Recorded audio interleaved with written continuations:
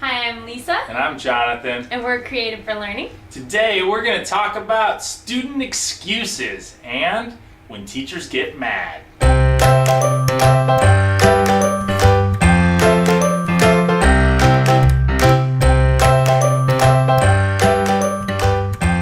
It's both annoying and comical, right? Our students start to make an excuse for something they did or that we can tell they're going to do, and we're waiting, just knowing it's going to be a juicy week and such a teachable moment, right? They're excuses. It got us thinking about their excuses. They almost always have the same wording. I was just... Why are they out of their seat? I was just... Why don't you have a hall pass? I was just... You still don't have your homework out? I just need to...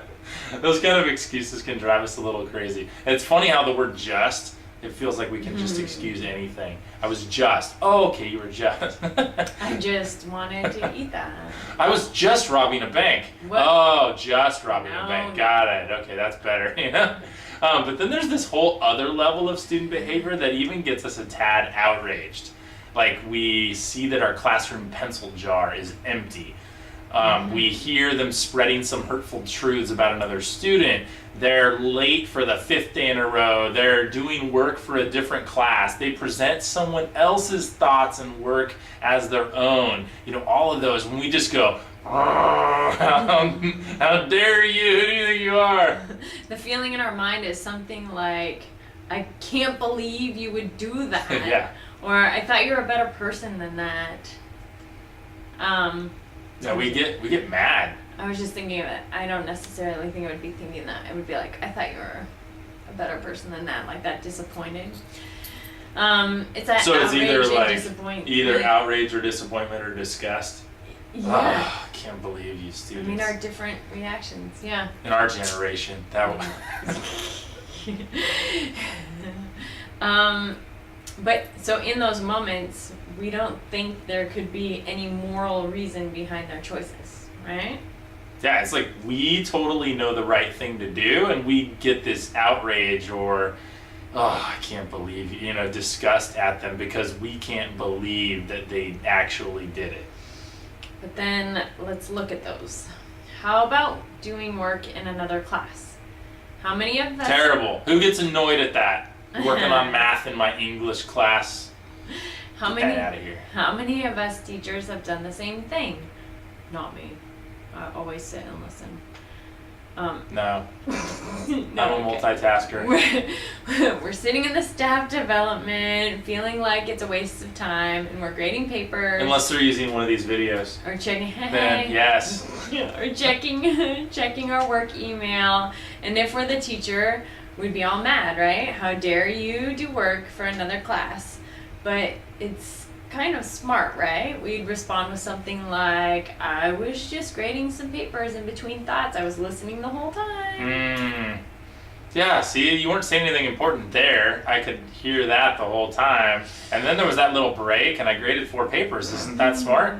But that's like something that are... And it kind of is. It is. Like that's something our students would say to us, but we wouldn't believe them, right? I'm guilty of this, guilty as charged. Like I would believe, well, I'm good enough to multitask in that moment, but you're just 14. You're doing that so you don't have to listen.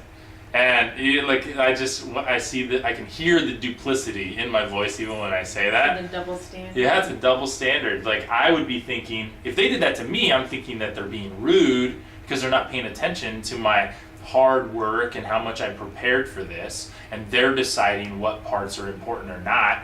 I decided what was important. It's all important, So are you actually thinking that, or are you struggling not to think that? When I'm the teacher, I do think, like, if I didn't think this was important, I wouldn't have put it in this. But then when I'm the student and I'm hearing it, I'm like, man, that was a waste right there. I should be doing something else that and I think, I don't know, I think that's subconscious in my head, or maybe it's even purposeful because I have brought papers to teacher development. Anybody out there? Because you want to get home. So I can grade them. Yeah, because I got to get home by 4 o'clock. And I know that there's downtime in there, and we're not allowed to talk to other teachers during that downtime. We're not supposed to, right? But then there's that downtime when the technology's not working or whatever. You know what I'm saying? And I can get those papers done. And so, but then when I think about how I judge my students, right, it's like a double standard. Like one of the other examples of maybe we overhear a student spreading hurtful truths, like they're true, but they're kind of like, you know, not uplifting to another student. And I might tell them, hey, that person's not here. Let's, like, if you really want to say that, go say it to the person, you know, and I'll walk them through all of that.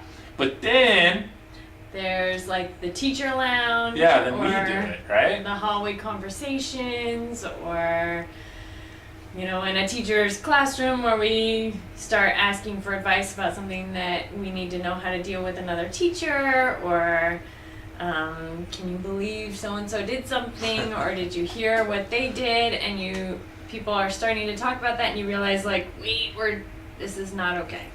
So when students do that, we're mad at them or we're disappointed in them. But when we do it, we have a really good reason. And then back to the, like, could the student possibly have a really good reason? Or are none of our reasons good, and maybe we should just actually go talk to the person? But then we would say, like, I was just sharing this story because I thought it was funny. I was just trying to find out why she did this. I just needed to get this off my chest. You need some advice. I got a vent. I need some advice. Can you be my vent partner, you know? And we're so similar to our students that way. So just trying to be introspective here, like how can we better relate with our students? How can we not get as outraged or not as disappointed? Because maybe maybe it's not helpful for us to get disappointed and get kind of judgmental too, right, in that moment when really we're doing the same thing so often. And then if we were able to connect with them on that, how could we help guide them into adulthood and to process this? And maybe to understand ourselves a little bit more clearly when we take the time to think about our common humanity. Yeah, that reminds me of one of our previous videos on is it a mirror or a bridge, right? That one right there. I think it's difficult and it requires self-awareness, but I think all these moments in the classroom are opportunities to see ourselves more clearly. I think every time we get angry is a moment where we can see ourselves more clearly, because the anger is about us. Or something in us. Or something in us. I know there's an external thing that fired it up, but like besides danger, I can't think of a reason I really need to get angry. And injustice. Danger and an injustice, I will get angry and firm in the classroom. All of the other times I get angry, I wish I hadn't. And I want to try to not do that. And usually anger is a secondary emotion. Yeah. So sometimes based on like fear or disgust or disappointment, right? And so maybe we're able to not get angry and we're like, really, I'm angry because really, that I can't made me believe sad. you did that. Yeah. Yeah. So how can we see them all as opportunities so that we can break down that like teacher perfection wall so that our students can see us as real people? And we are real people. Yes. They know that when they see us in the grocery store. Oh my gosh, real person eats food? What? So there's times when we can get judgmental of others, and it seems like a lot of judgment, and that there's a lot of judgment and outrage in our society right now, and it's easy to shame people and point out things that are just horrible, but sometimes there needs to be some empathy and let's think about the common ground, and the common ground is kind of an elusive thing sometimes. Yeah. Well, because we all have our ways we think we're morally better than other people, and they have their ways they think they're morally better than us, or at least intellectually better, or whatever the better is. And then we think that our outrage for, I can't believe they did that, is more deserved than their outrage for when they look at us and go, I can't believe they did that. And then we think our excuses are more legit than other people's excuses. We think ours are more legit than students, right? If we didn't have a lesson prepared on time, we'd be like, yeah, just give me some grace. But if the student didn't have their homework prepared on time, we're like, come on, you irresponsible person, you know? Yeah, I mean, I've done that before as well. And so, how do we... You're horrible. Just kidding.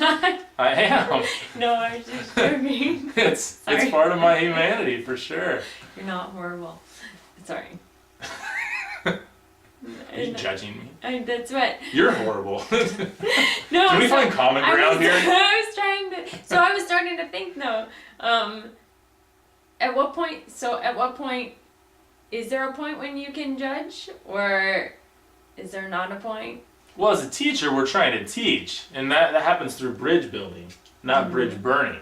Right? If I try to, if I get up on my high altar and point down at my students, they don't listen anymore. They don't even want to hear.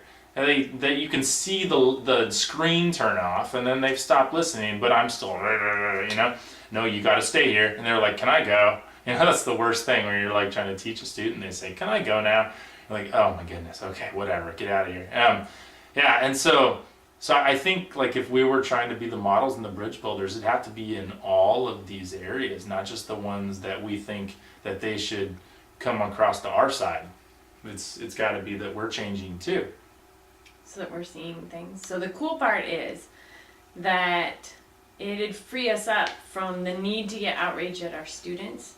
Or disgusted, or right, disappointed. Yeah, so if we're really trying to understand why they're doing it and seeing how we do similar things, maybe in different areas, but how we're similar, how we're all just trying to figure things out and we're in process. Yeah, but it frees us up to not think that we're better than them. Mm-hmm. And so then we can be on the same level, because we're not, right? Let's be honest. We may be more experienced and better at hiding stuff. And maybe we actually there are parts for sure that we've learned that they haven't learned yet. And maybe there are parts that we're all actually better, but then there's these other weak parts that we can be honest about. Right? And they're still kids. They're still kids. Yeah, they are still kids, and they're still learning. And if we're all grown up and are struggling with these kinds of I was just kind of excuses, then we're more similar than we might have thought. Yeah, and we could make progress in that. I think it really helps in classroom management. The teachers I remember loving the most were the ones that were honest and didn't come across as better than, even though it's funny because when the teachers who never had to assert they were better than, I knew they were better than. Mm-hmm. It was all the ones who had to assert it, myself included. Like the times when I had to assert, I'm the teacher, it was when I knew I wasn't the one that was better. And I had to say it. Such an interesting. Yeah, so I think they would listen to us better when we're not being perfect. So how can we break down that wall and really connect with the students and understand them better? I think that'd be awesome. So basically, we're just talking about getting off any kind of high horse that we might be on and just keeping it real, which requires us to really look at ourselves and see ourselves for who we are and the things that we may not be perfect at, and just realize that we are human too, and we are in progress, and we are trying to figure out life just like them. We're just a little bit older, and we've been trained in ways that can help them learn things that they need to know. And I think they're untrained in ways that they're able to see us more clearly too, right? And so we need them to be able to see us, and we need and they need us as well. So conversation of the day, let's do a little confession time today. What's something in you that you try to rationalize away so that you can do it? Right? So if somebody were to say, hey, why are you doing that? You would say, I was just hiding in the pantry trying to eat cookies. So leave that down in the comments. And thanks for being here. Don't forget to subscribe and tell your teacher friends about these conversations so that we can get as many teachers that need these conversations to bless their days and make their teaching days more smooth or whatever. We just love the conversations in the community. So thanks for being there, and keep being awesome. You're not horrible. That was a bad joke in You're my not head. horrible either. I love you.